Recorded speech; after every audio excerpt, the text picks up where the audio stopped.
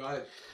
Okay, I've been watching on the TV for the last couple of days with this whole ceasefire thing.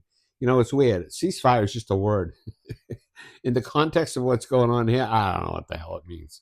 But there's two schools of thought, and they're coming from pretty strong views. One is that well, you can't listen to the Republicans because, as far as they're concerned, we just won and all that. But Trump's getting what he wants. I don't believe that. I'll take the more neutral approach, and that is that number one, uh, Iran needed a breather. So whatever signals they wanted to send to Trump, these are not smart people. These are Persians. They've been around forever. They are smart people.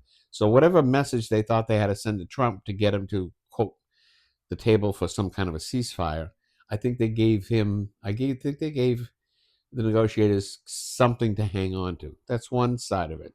So the Iranians are pretty much trying to buy time, not necessarily to attack or anything, but just a breather. Then the other side, which seems to be all over the place too, is we need a breather. Contrary to all the shit Trump's saying, is that we're kicking our ass and we're doing this and we're doing no. Use a lot of munitions.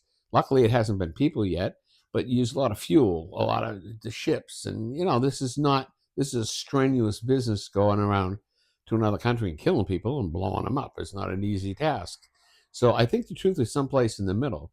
So the reality is, when you think about it, he said a ceasefire. What does that mean? It doesn't mean anything. I don't know how many people know this, but do you know there's a North and South Korea? And do you know I spent some time in the service and I was at the DMZ? And you know what? That was in 1970 something, 2, 3, whatever it was. It's still a war zone. You know why? Because it was a ceasefire. It was still a war zone from 1955 until 19. It's probably still a war zone now because of that knucklehead up in North Korea. So yeah, you can have a ceasefire, and that's pretty much our truce, and that's pretty much all they did. But there was never peace. So now we got this going on, and just the fact that you want to throw like 2 weeks on this thing, who came up with that number? Okay, 2 weeks should do it.